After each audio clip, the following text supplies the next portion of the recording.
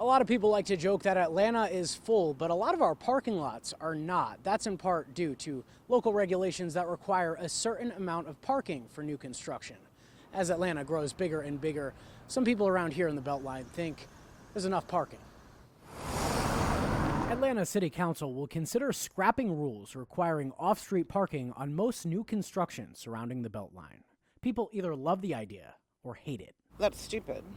Why would you move somewhere if you didn't have a place to put your car? We don't have a God-given right to park wherever we want. Eric Phillips is an advocate for urban transit and land use who also lives in the neighborhood. He's all for it. A lot of vehicular parking is effectively inefficient, right? And it does present external costs that are passed on to neighborhoods, our neighbors themselves.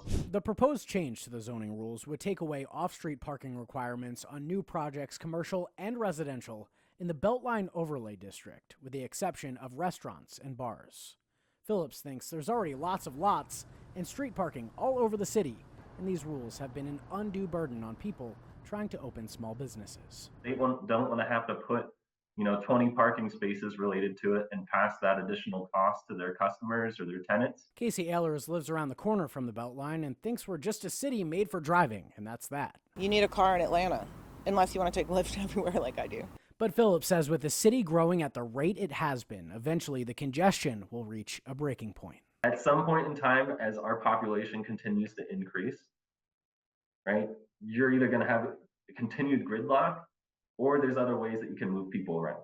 The next step is the neighborhood planning units across the city will vote on this and give their recommendation to the zoning board. The zoning board expects to have a hearing on the matter within the next 2 weeks.